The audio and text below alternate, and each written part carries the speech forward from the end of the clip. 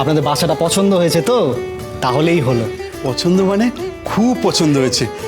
এই বড় বৌমা, আমি কিন্তু বাইরে ঘরটা থাকবো, আর এই ঘরটা বেশ বড় আছে, এইখানে তোমরা থাকবে, কেমন? আমি তাহলে এখন আসি। হ্যাঁ, আপনারা বিশ্রাম নিন, আর যদি কোনো প্রয়োজন পড়ে আমায় ডাকবেন। আমরা তো এখানে বিশ্রাম নিতে আসিনি। এই আমার এই ভাগ্নের খুব শরীর খারাপ, তাই ওকে ডাক্তার দেখাতে এসেছি। আচ্ছা, এখানে এই ডাক্তার স্যামুয়েলের ডাক্তারখানাটা কোথাও বলতে পারো? আমি না অনেক কাল আগে এসেছিলাম তো, ঠিক মনে করতে পারছি না। Doctor Samuel? হ্যাঁ, আমি চিনি ওনার ডাক্তারখানা, এই কাছেই। আসলে এই চত্বরে কোনো বাঙালি ডাক্তার নেই জানেন, ভরসা বলতে ওই গোরা ডাক্তার। মামাবাবু, আপনি এক কাজ করুন, আপনি ওই ডাক্তার স্যামুয়েলের সাথে যোগাযোগ করুন। আপনারা চাইলে আমি ওনার সঙ্গে যোগাযোগ করিয়ে দিতে পারি। হ্যাঁ, তবে তাই করুন, আর আজই ওনাকে দেখাতে পারলে খুব ভালো হয়। তাহলে দেরি করে কাজ নেই, চলো তো ভাই, তুমি আমাকে ডাক্তারখানাটা দেখিয়ে দেবে। বড় বৌমা, তুমি বরং ঘরটা গুছিয়ে নাও। এই চলো চলো চলো।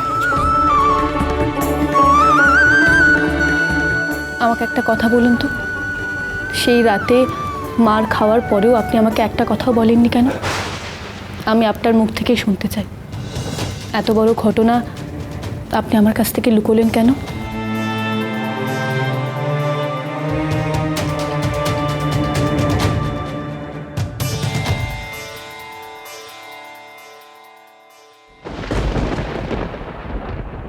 শুধু সদর দরজা নয়, দেখিস বাড়ির পিছনের দরজাও যেন ঠিকঠাক বন্ধ করা হয়। উফ, যা খারাপ সময় যাচ্ছে আমাদের, একটার পর একটা বিপদ ঘটেই চলেছে। এই সময় আবার আমরা থাকছি না, সেই সুযোগে যেন কোনো অঘটন না ঘটে যায়। আপনি নিশ্চিন্তে যান মা, আমরা রইলাম তো, একটা মাছের পর্যন্ত করতে দেবো না।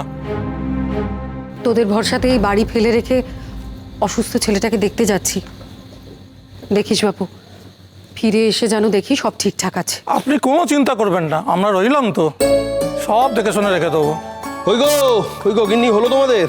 চলো চলো, আর তো বিলম্ব করা যাবে না, ওদিকে ঘাটে যে বজরা দাঁড়িয়ে আছে। চলো চলো, এগুলো এ কি মানে আপনি বোধহয় বাড়ি ফিরে যাচ্ছেন নাকি?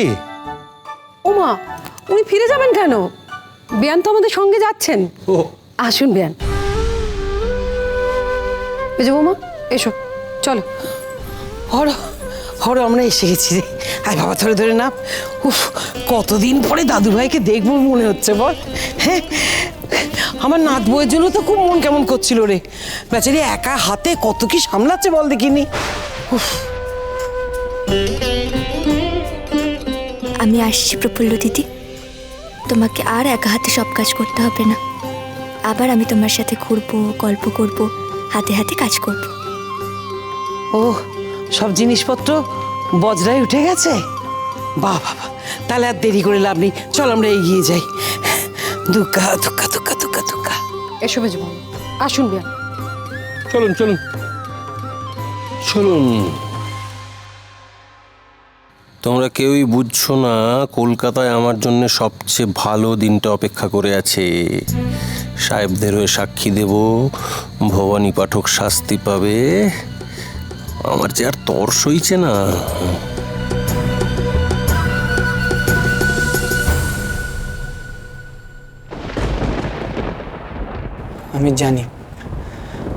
আমি জানি তোমার কাছ থেকে আমি কোনো কিছুই লুকিয়ে রাখতে পারবো না। আমি এটাও জানি যে তোমার সবচেয়ে বড় দুর্বলতার জায়গাটা হলাম আমি। দেশকে স্বাধীন করবার যে মহৎ ব্রতে তুমি নিজেকে লিপ্ত করেছ, সেখান থেকে আমি তোমাকে কিছুতেই পিছিয়ে আসতে দিতে পারি না প্রফুল্ল। গ্রামের মহিলাদের তাদের গণ্ডির বাইরে বের করবার জন্য তুমি যে কষ্ট করেছ, সেসব অর্থহীন হয়ে যাবে যদি তুমি আমাকে সুরক্ষিত করবার জন্য নিজের ব্রত পালন থেকে ফিরে আসো।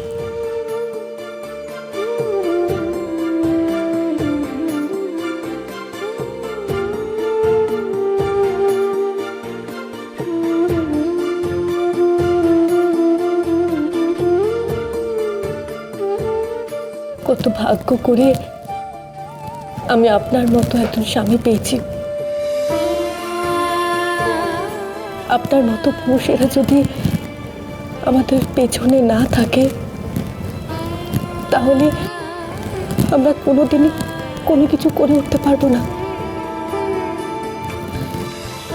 লোকে পুরুষত্বের যে ভুল ধারণা নিয়ে সারা জীবন কাটিয়ে দেয়, আপনি সেই সব কিছুর ঊর্ধ্বে।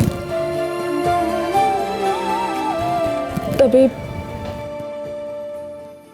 একটা ভুল তো আপনার হলো। ভুল? আমার কি ভুল প্রফুল্ল?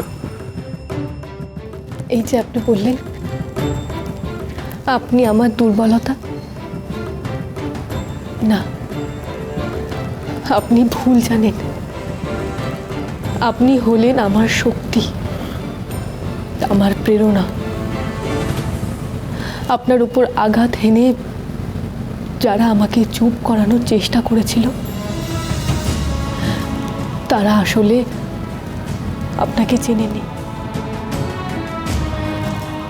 তাদের হাত থেকে দেশ মাকে রক্ষা করা যে কতটা প্রয়োজন, তারা নিজেরাই নিজেদের আচরণে তা বুঝিয়ে দিয়েছে। মা বিশালাক্ষী সহায়, আমি আপনার কোনো ক্ষতি হতে দেব না, কখনো না।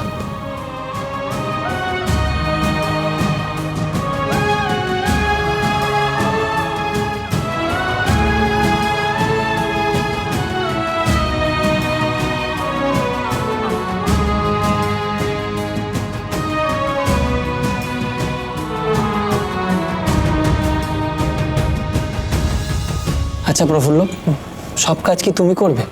তুমি আমাকে রক্ষা করবে আর আমি কিচ্ছু করব না? আমি তো যতদূর শুনেছি স্বামীর কর্তব্য তার স্ত্রীকে রক্ষা করা।